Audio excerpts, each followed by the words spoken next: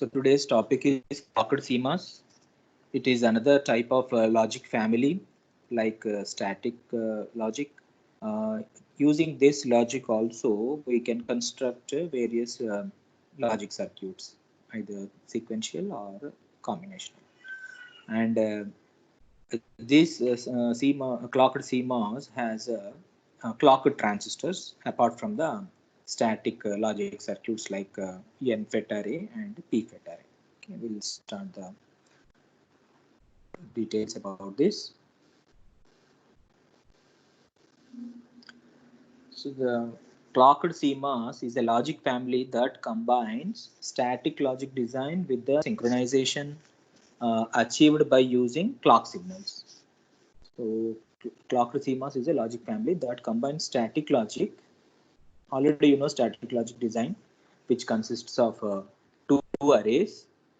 One is a n-FET array, the other one is p-FET array. We call n-FET array is pull down network and p-FET array is a pull up network, and the output is taken between these two networks. So that is what we have seen the static logic design in unit number 3. And we'll add or combine another concept called synchronization by applying the clock signals.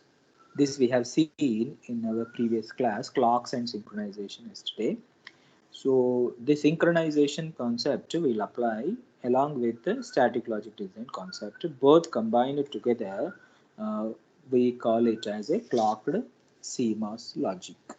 Clocked CMOS logic.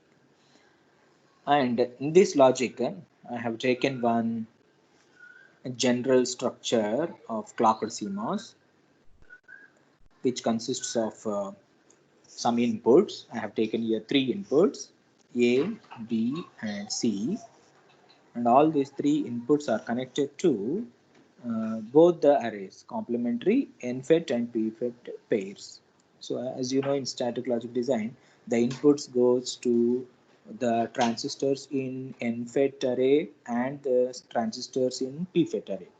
Similarly, here also the inputs are connected to complementary n-FET and p-FET pairs as in ordinary static design, where they act as open or closed switches. These n-FET and p-FET transistors, they act like a open or closed switches depending upon the inputs applied on the gate terminals. And the only modification is the insertion of 2 clocked FETs between the logic arrays and the output.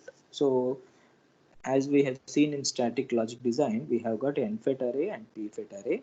Between these two n-FET and p-FET arrays, you have got an output.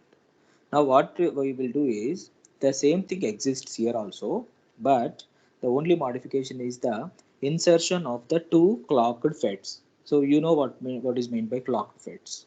Clocked FETs are nothing but the transistors whose gate inputs are applied with clock signals.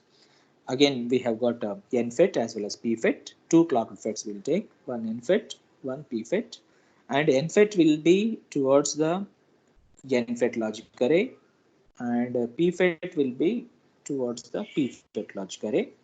And in between these two clocked FETs, we will take the output. That means the earlier n-FET array and p-FET array will be as it is, but we'll insert 2 additional clocked FETs between these logic arrays, and between these 2 clocked FETs we will be getting the output. So how the diagram will be, you can see in the next slide. The general structure will be like this. Okay, so as I said, it has got, I have taken 3 inputs just for general purpose. I have taken 3 inputs. It can be any number of inputs depending upon the Boolean function that we are going to realize. So here A, B, C are the 3 inputs. Okay, and we have got n-FET logic array. n-FET logic array. This n-FET logic array is a pull down network as in static logic, and p-FET logic array is a pull up network, that is as in static logic again. And this is already p-FET logic array and n-FET logic array are already there in the static logic. Now extra thing that I have added here is these 2 transistors, MP and MN. This MP and MN are MP and MN. These two transistors are called clocked transistors, clocked FETs, because they are applied with the clock signals. This phi and phi bar are clock signals. So these clock signals are applied to these MN and MP transistors. That's why they are called as clocked FETs. And these things we have added extra to the static logic. That's why now we call this as a clocked CMOS logic gate. And output is taken between these two clocked FETs. And the output we will be getting across this capacitor C out. So here we will be getting the output F, V out. So this is what is the general structure of a clocked CMOS logic gate. Now how it works? We'll see the working of this clocked CMOS. Okay. Now the same network is here, clocked CMOS network. Now these clock signals will be changing. Initially I'll keep phi is equal to 1, then I'll change it to phi is equal to 0. So it works in two different modes. One is called logic evaluation mode, the other one is called high impedance output mode. So how this is working? So what I will do is when phi is equal to 1, first diagram is showing you when phi is equal to 1. Here I've learned phi is equal to 1.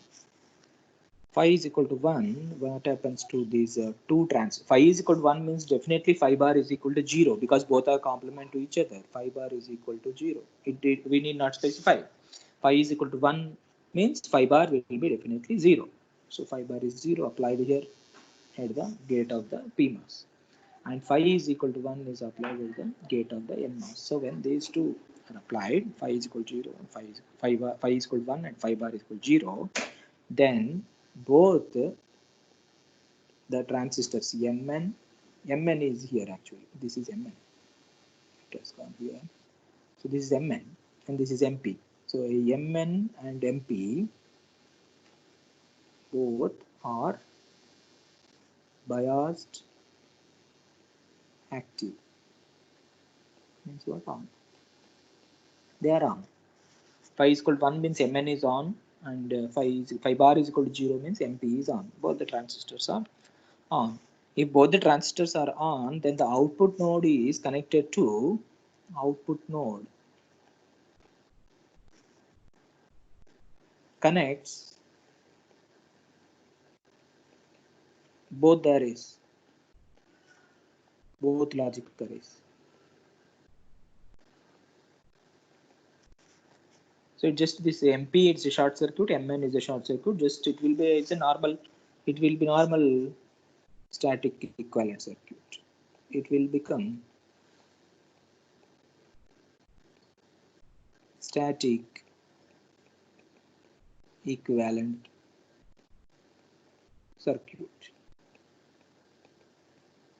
If these two transistors Mn and MP are on, then it will be normal static equivalent circuit, static logic circuit only. It is normal static logic circuit. Under that case, what happens? Your input, depending upon the input ABC, it will be operating and you will be getting the output as per the logic. Now, what is the difference then? The difference is these MP and Mn transistors, because of this additional parasitics are added, MP and Mn are on means they will be having its internal equivalent resistance on resistance as Rp and Rn. So that resistance is added to the PFET logic and this Rn resistance is added to the NFET logic. So additional resistances are added to this NFET logic and PFET logic. So what happens is because of those additional parasitics, that is due to additional parasitics,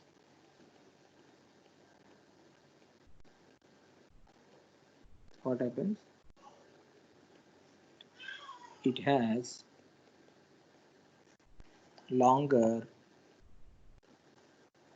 switching time. longer switching time. Okay. So that resistance is added. So therefore, it will be having longer switching times, THL or TLH. And the output C out will be charged to the C out. C out will be charged to a voltage. What output you will be getting, either logic 0 or logic 1, depending upon the truth table as per the inputs A, B, and C. So is charged to a voltage V out is equal to either 0 volts or VDD volts. Something you will get as output. So this all happens when phi is equal to 1. Okay, phi is equal to 1. Phi bar is equal to 0. Both the transistors are on. Then it will connect the output to the logic arrays. Then it will become the normal static logic circuit. So because these two additional parasitic resistances are added, then it has longer switching times. Switching times means THL and TLH. This will be different because the time constant changes. Tau n and tau p time constants changes. Therefore, the switching times will be longer. And the output will be charged to either voltage V0 volts or VDD as per the logic. So this is normal operation for the case when phi is equal to 1. Next, second case, the B circuit here on the right side. This is when phi is equal to 0. Here phi is made 0. If phi is made 0, then your phi bar is 1. Phi bar is 1. So this phi is equal to 0 makes this MN transistor off. Similarly, this phi bar is equal to 1 makes this MP transistor again off. So both are off. So and when you apply these clocks, phi is equal to 0 and phi bar is equal to 1, both MN and MP are cut off. Okay. So what happens if these two are cut off? This output is there, right? Output node. Output node is isolated from both the logic arrays. So I can write here, right? Output node is isolated from both logic arrays.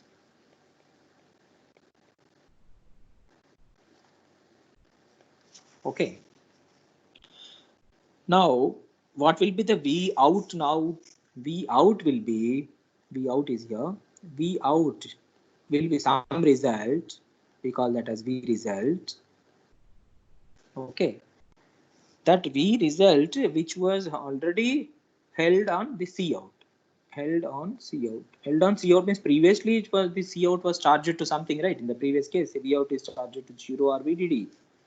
Now this 0 or VDD is stored already here. Now because these two transistors MP and MN are off, then this particular output capacitor, storage capacitor is isolated.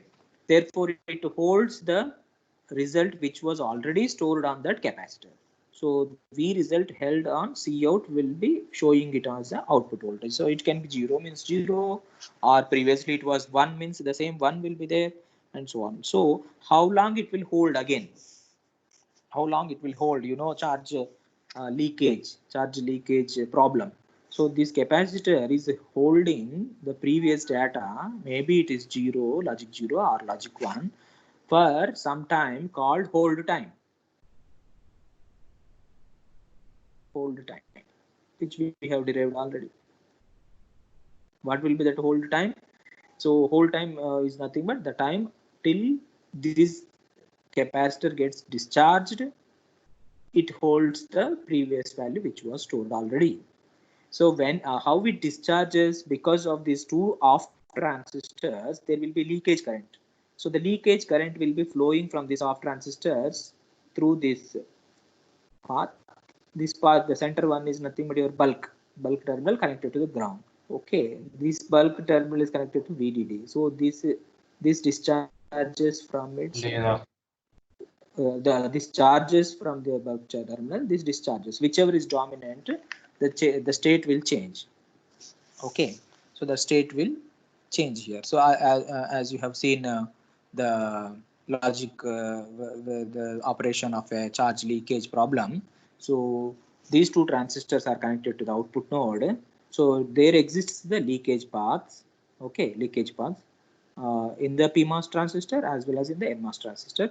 That will change the result of this capacitor. So we have to use that result before this change happens. So how much time it takes to happen this changes, the minimum time, that is called hold time. Okay, so the logic is valid for the whole time th. After that it will change in time. Okay, so output is valid for the whole time th, and after that, due to leakage, due to charge leakage,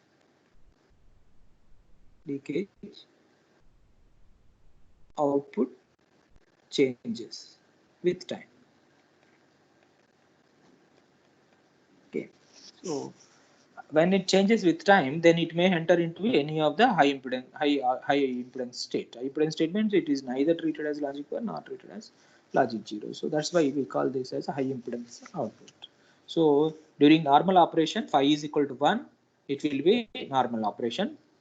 During phi is equal to 0, it will be holding the data for some time till th. After that, it will change its state. It may go into high impedance state because of the charge leakage problem. Okay, so normal operation is logic evaluation. Logic evaluation is it will work as per the logic. The input is given ABC, then function is a function of ABC. Output is a function of ABC. You will get output as per the logic when these two transistors are on. But the difference between the static logic and this CMOS logic is that additional two transistors are added here, so which will increase the switching times. Other than that, everything will remain same and you will be getting the logic as it is. And when it is phi is equal to 0, this logic will not work. The output will remain hold for some time till th. After that, it changes its state and it will enter it into high impedance state. So that is what is the operation of this clocked CMOS logic in both modes. One is logic evaluation mode when phi is equal to 1, and high Z output mode when phi is equal to 0. So phi is equal to 1, phi is equal to 0. That is clock is high, clock is low. So clock is high, it will work as it is as per the logic. Clock is 0, then it will work in the high impedance state. Okay, that is what is the logic of a general CMOS logic. Next. Now what we'll do is, now we'll take one example of inverter.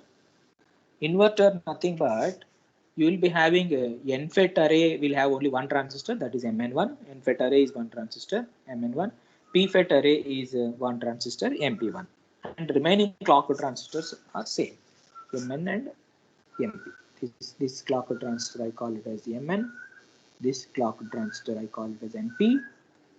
Okay, and these two other transistors are logic transistors. They are, these two are clocked transistors, though these MN1 and MN2 are, I can write here.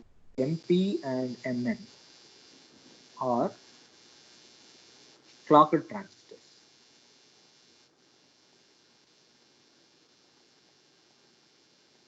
These clocked transistors are for achieving synchronization.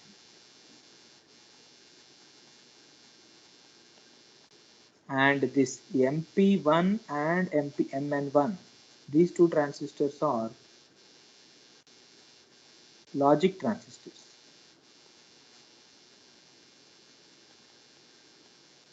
These two are used to evaluate the logic.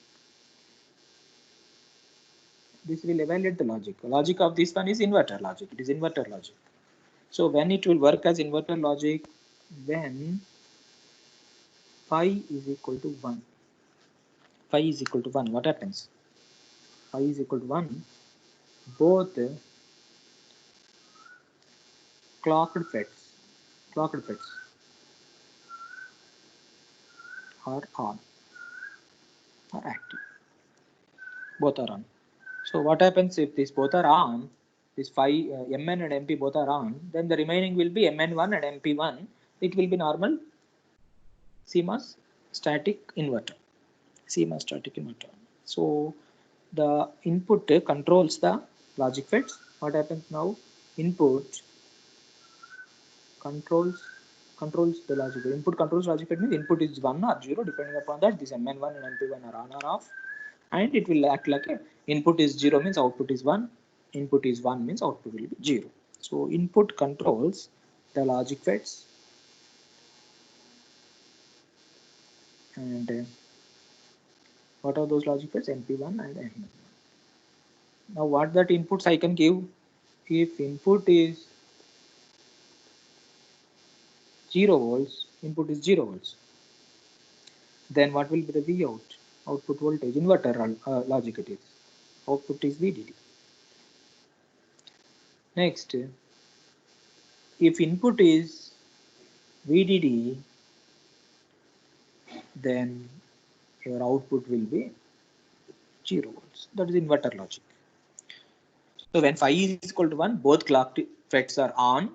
If both clock FETs are on, the circuit is almost like a clocked CMOS circuit. Static CMOS circuit. Then input controls the logic FET MP1 and MN1. As per the logic of CMOS inverter, this will be acting as an input inverter. So that inverter will be Vin is 0 means V out is VDD. Vin is VDD means V out is 0. Okay. So that one. Next, now there are some nodes, right? Internal nodes are there because of these two clock transistors and logic transistors. They created a node. See, between a logic transistor MP1 and a clock transistor MP, there is a node. Similarly, there is a node between the clock transistor Mn and the logic transistor Fn1. There is a node. So that node also is a storage node, which is having a capacitor Cn here, and here this node we have got a capacitor Cp here. So these two Cp and Cn capacitors are there, right? So because of the presence of these two capacitors, okay. So due to the presence of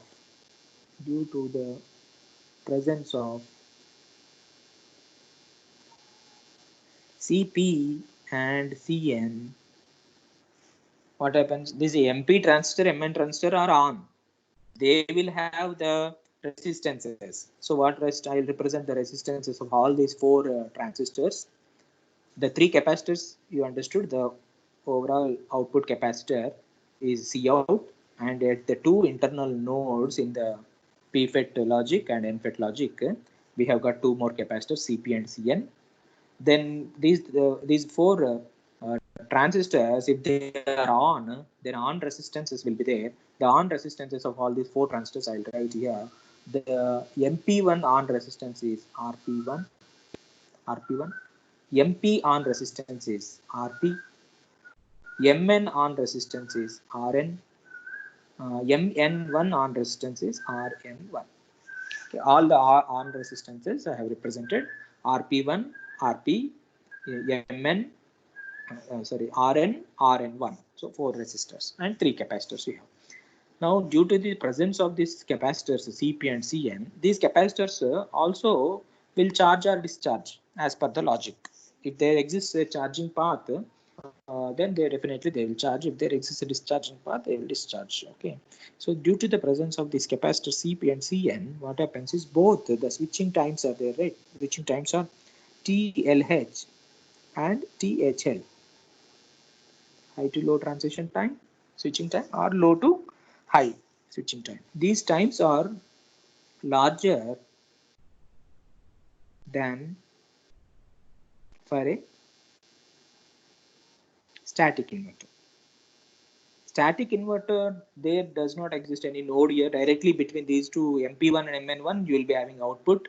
So there will not be anything like CP, CN and MP, RP, RN. These things are not existing in static CMOS inverter.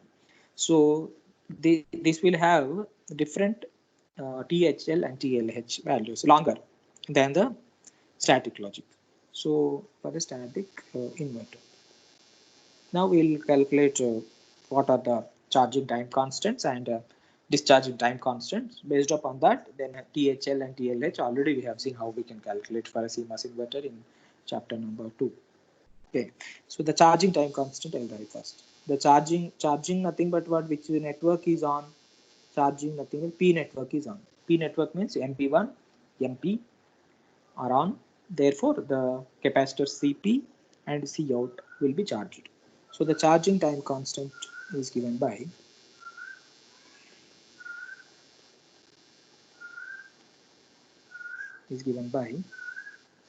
tau P is equal to charging time constant tau P, because charging is done through P network. Therefore, tau P is equal to, now if you see this Cout, it has to charge, means that the current has to flow from VDD through MP1, MP, and then it has to charge into the capacitor Cout.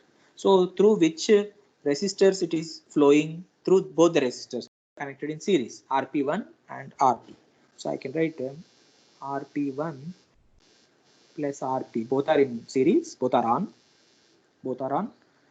and both are in series. So both resistors are RP1 plus RP into the capacitor Cout.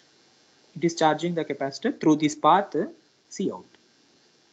Capacitor Cout is charged through both the series resistors RP1 plus RP from VDD. Now plus, even this capacitor CP is also getting charged because of this RP1. So we can add RP1 into CP. This is what is the charging time constant for a clocked CMOS inverter. So what will be the charging time constant of a static CMOS inverter? There will not be anything like RP and CP. Then it will be simply RP1 Cout. Simply RP1 Cout.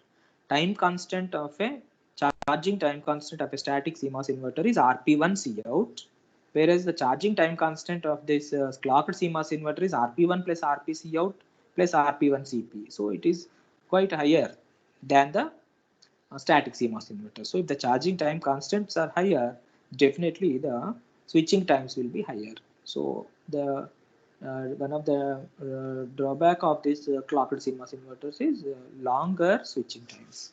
Similarly, we'll write the expression for discharge time constant. The discharging time constant, discharging is done through ENFET network. So discharging time constant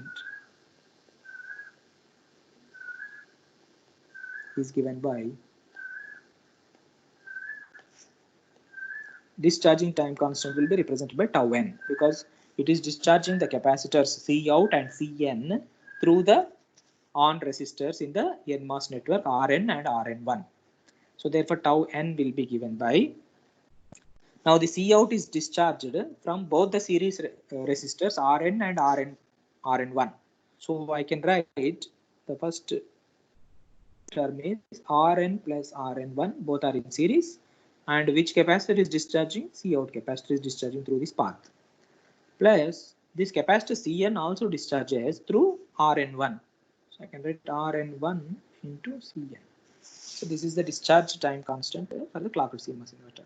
Whereas if it is static CMOS inverter, the discharging time constant will be there, does not exist Rn and Cn. It will be directly connected output to Rn1.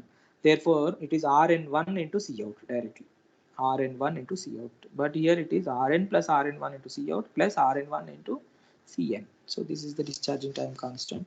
If this time constant is increased like this, definitely the switching time also high to low switching time. Corresponding to this discharging time constant, high to low switching time THL increases. Corresponding to this charging time constant tau P, low to high switching time increases. Okay, so these are the two switching times. This is all happening when phi is equal to 1. Phi is equal to 1. Phi is equal to 1. Both clock transistors are on, then input controls the logic FETs MP1 and MN1. Then when input is 0, output is VDD, input is VDD, output is 0. It is a normal inverter. And due to the presence of the CP and CN, the switching times are larger. How the switching times are larger? Then we have written the time constant values, tau p and tau n. Therefore, the switching times will be larger because of the parasitics present. What are those parasitics? CP, CN are the parasitic capacitors, and RP, RN are the parasitic resistors. So because of this existence of RP, RN, CP, CN parasitics, those are added to the time constants. They are involving in time constant expressions. Therefore, the switching times are quite longer than static inverter. Now next, when phi is equal to 0, what happens? Phi is equal to 0. When phi is equal to 0, both clocked FETs are cut off. If both the clocked FETs are cut off, then your output V out is something I call it as Vx. Okay, Vx is nothing but it is holding some previous value. Okay, Vx which is maintained on the storage capacitor C out. It holds some value which was previously stored in the storage capacitor C out. How much time it holds? Again, it holds till TH time, which we call it as hold time. After that, again discharges and becomes high Z. Discharges and becomes high impedance. So it holds the data, output data, either logic 0 or logic 1, and it will be showing the output as it is for some time till hold time. After that, what happens? Because of the charge leakage problem, the capacitors discharges. Discharges maybe from high level to high impedance value or low level to high impedance. It changes its state. It will not remain the same stored charge which was stored previously. So it will become high impedance state. This is what is the operation of the clocked CMOS inverter. Okay. So the same thing is represented here. Same two diagrams are drawn. In input is accepted when phi is equal to 1. Phi is equal to 1, input is accepted. Okay, it is logic is evaluated. Logic is evaluated as inverter. Inverter logic it performs. Okay, and when inverter logic is performing, we calculated the switching times and all those things, time constants and switching times. When phi is equal to 0, it will be high Z output state. So it will operate like this. So in this case, both transistors MP and MN are off. These two are off. MP and MN are off. In this case, both MP and MN are on. MP and MN are off. So in this case, both are off. So this node is isolated. Therefore, it is holding its value for some time till TH. Later, it will become high Z. But whereas here output will be Vx. Vx can be 0 volts or it can be VDD volts, depending upon whether input is VDD volts or 0 volts. VDD will correspond to 0 volts, 0 volts corresponds to VDD volts, inverter logic. So that will be the operation of the CMOS inverter. Okay, now another example we'll take, which we call it as a latch, clocked CMOS latch. So this clocked CMOS latch, this circuit diagram is again two inverters, two clocked CMOS inverters. See, first stage, if you see, first stage is a clocked CMOS inverter. Second stage is also clocked CMOS inverter. Both are having oppositely phased Both are oppositely phased inverters, because oppositely phased means first inverter is working when phi is equal to 1. See, phi here, phi bar here, phi bar. These two are interchanged here. So phi bar is going to NFET, phi is going for PFET. So both are CMOS inverters, clocked CMOS inverters, but both are oppositely phased. So we'll get this clocked CMOS latch by cascading two oppositely phased inverters. Okay. By cascading two oppositely phased inverters, we get the clocked CMOS latch. So when one inverter is accepting inputs, the other is in the high Z. You know already, phi is equal to 1, phi is equal to 0. How it works? Phi is equal to 1 is the first stage, phi is equal to 0 in the second stage. So phi is equal to 1 in the first stage. This we call the first stage. This I call to second stage. Both are CMOS inverters only. Two stages are there, and both are oppositely phased inverter. Oppositely phased means clock signals are oppositely applied. Phi is equal to 1 in the first case means phi is equal to 0 in the second case, and vice versa. So first stage, when input phi is equal to 1, this will be acting like a logic evaluation state. And phi is equal to 0 in the second state will be high Z state. Okay. So when one inverter accepts the input data, what input data voltage I will be applying some voltage I call as VD. When one inverter accepts the input data voltage VD, okay, the other is in the high Z state, high Z hold state. Okay, so this is the logic.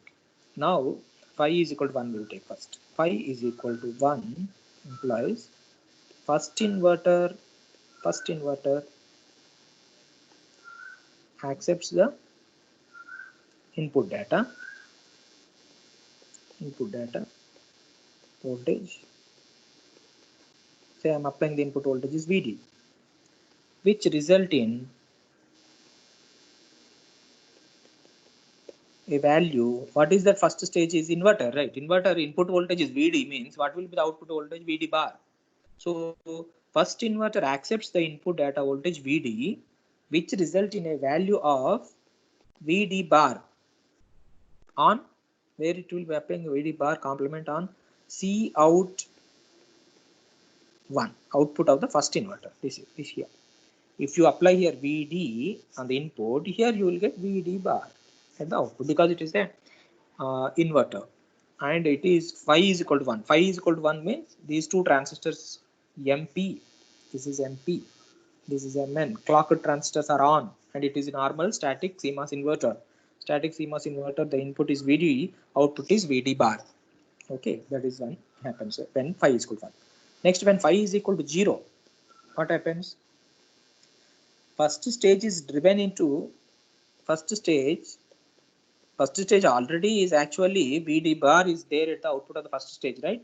Now when we will make phi is equal to 0, these MP and MN transistors both will be off, and this VD bar holds for some time. Later it will be driven into high impedance state. So first stage is driven into high Z state, and second stage, and for some time this is holding the data, right? VD bar. So during that time, when this phi is becoming 1, phi bar is becoming 1 in the next second stage will accept that hold data on the previous stage output capacitor. So second stage accepts the value. What was the value that is holding on the previous stage, first stage? of VD bar. VD bar is there, right? That acts as input. That accepts as an input. The second stage accepts the value of VD bar as input, and what it results in output of this one. Now this transistor will be on, and this MP transistor is on, and MN transistor is on. This case, second stage is on now. It is acting like an inverter. Then and result in VD as output on C out to output of the capacitor, output capacitor of second stage. So when VD is applied at the input, because this is first stage is on, you got VD bar. Now next time what I am doing immediately, I am changing the phase so that this VD bar is transferred through this CMOS inverter, and you will finally get again VD. But this is happening in two different clock cycles. That is two halves of the clock cycles. One is phi is 1. First it is pushing onto the first stage. Then phi is 0. Then it is transferring the into the second stage output. So it is happening when phi is equal to 1, loads onto the first stage in first inverter, and when phi is equal to 0, it transfers to the second inverter output. So phi is equal to 0, transfer to the second output. So this is what is happening in the clocked CMOS branch.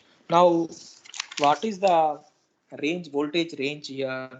So the voltage range is, this VD bar is there, right, which is the output of the first inverter, VD bar.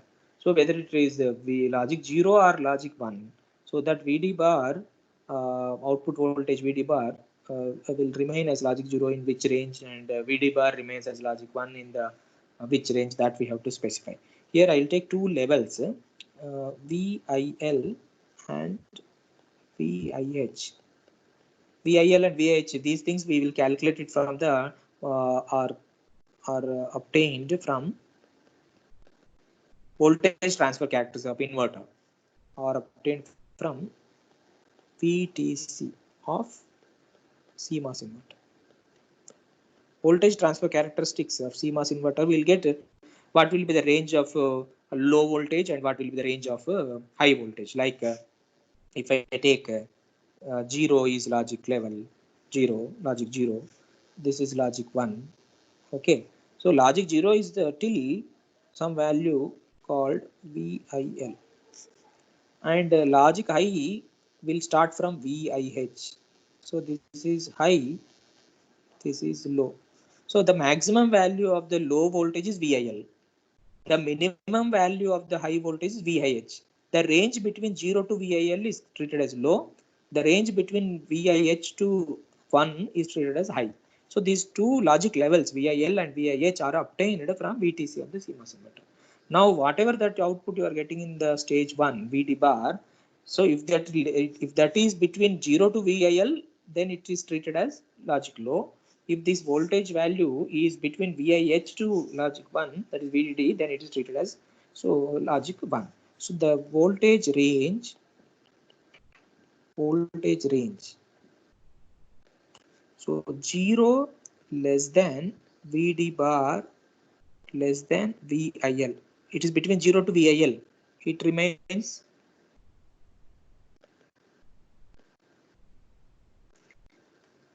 for a logic 0.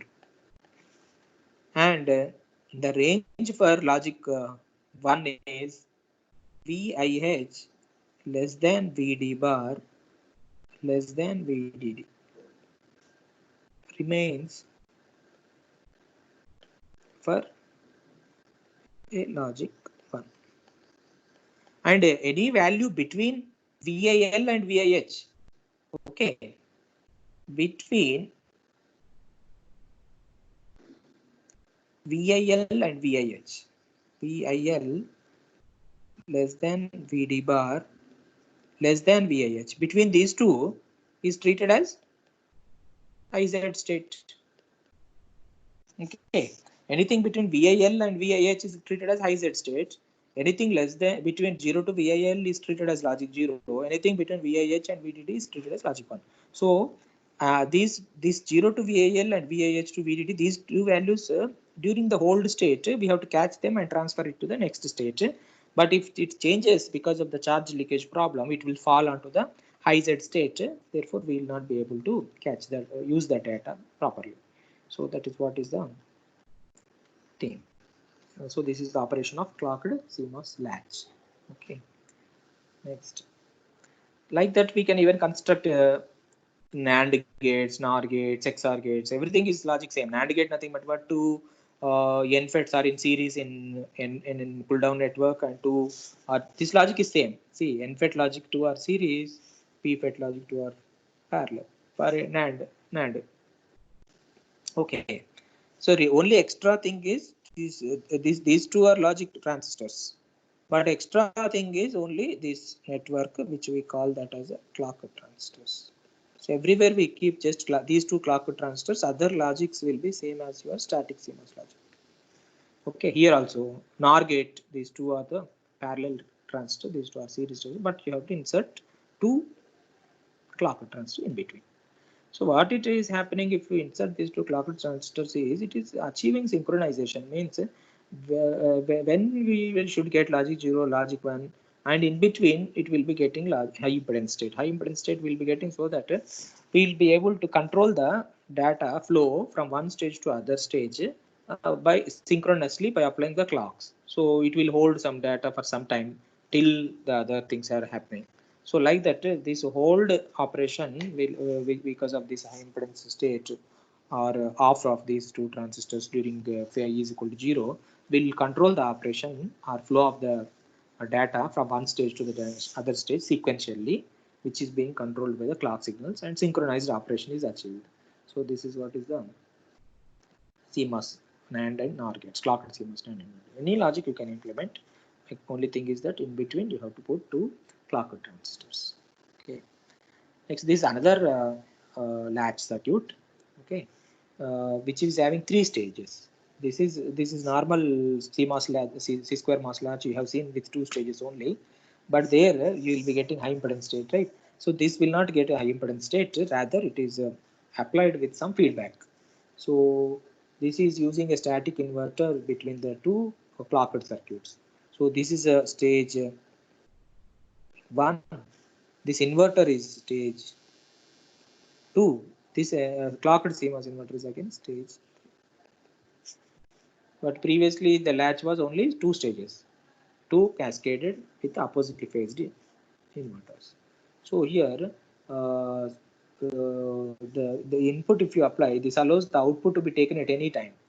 We need not wait for only whole time. Only before whole time only we have to take the output. No, not necessarily required here. At any time you can take here, because the output is fed back here by using a feedback network called clocked control feedback network. So here the first stage is a normal clocked CMOS inverter.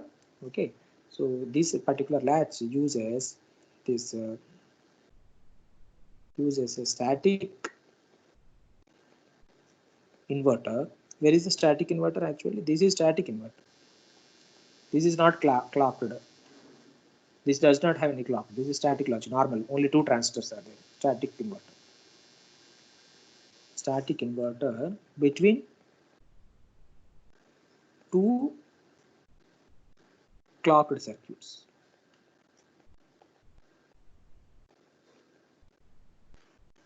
Okay, and second stage produces the output here. Output, you see where I am taking the output. Yeah, this is Vx is the output. Vx output is at second stage. So second stage produces the output. First stage and third stage are clocked circuits. Stage 2 is the static inverter. It does not have clocked transistors. And output of the stage 2 I am taking as the output of this entire latch. So second stage produces the output, which is not, because this does not contain the clocked transistors connected to the output. So this does not give you with tri-state node, which is not a tri-state node. It is not a tri-state node. Okay, so you will not get tri-state output here. So this allows for the output to be taken at any time. If it is a tri-state node, then we have to we will take the output before TH. After TH, it changes its state into tri-state, or that is high impedance state. So we cannot take the output at that time. But here, because tri-state is not there, tri-state node is not there, that is a static output. It exists for long time, forever.